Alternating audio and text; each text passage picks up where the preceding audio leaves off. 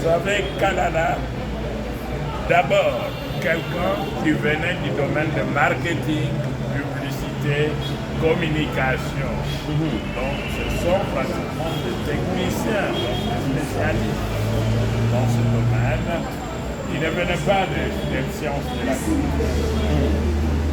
Mais à l'époque, nous avions organisé à Paris, donc avec Menaïbouk, les programmes de formation.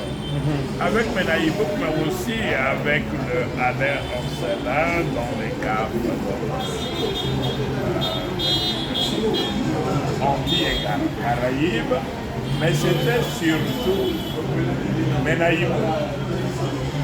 Plus tard aussi, Kempera, avec la revue en live, Kempera organisait des cours d'égyptologie. Alors, maintenant, au cours du temps, Menaïbouk, avec les Kalala, les Épilés, les Sylvie et autres, ont organisé donc un programme, on a organisé un programme de formation et de sensibilisation connu sous le nom de Africa Map.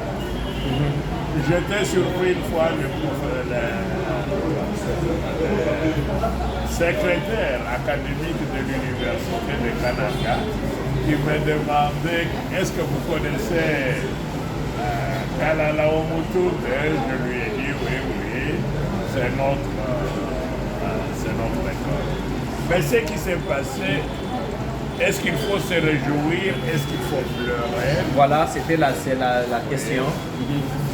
Jusque-là, il travaillait normalement. En 1996, lors du 10e anniversaire de la mort de Cheikh Anta Diop, une grande délégation de Guadeloupe, de Paris, de Martinique, Haïti, etc., même des États-Unis, était à Dakar. Là, on parlait encore, en suivant un peu la tradition occidentale, on reproduisait pratiquement l'égyptologie occidentale. Mais quand nous sommes rentrés, il y a eu un événement vers 2000, je crois qu'il y a une commune comme ça, Fossélie, à Paris. Là, nous sommes partis à l'improviste. Il y a, pour la conférence du professeur Biot. Alors, Grégoire Biot. D'abord.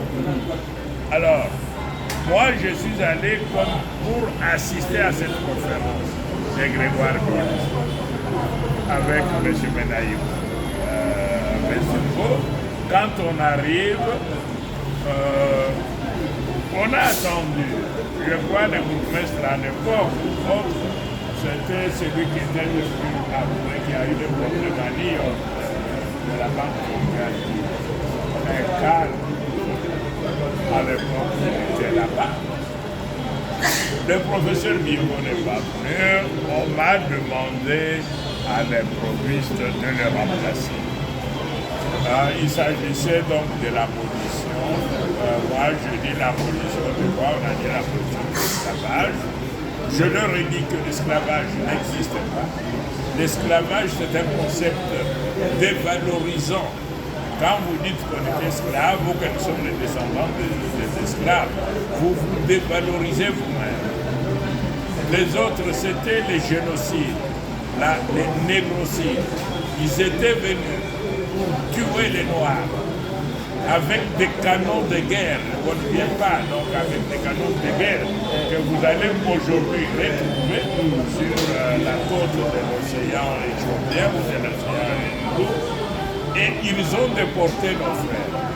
À la fin de cette conférence, très rapidement. Oui, Kalala Omutu m'a demandé mais qu'est-ce que nous pouvons faire pour sauver la race noire et son avenir?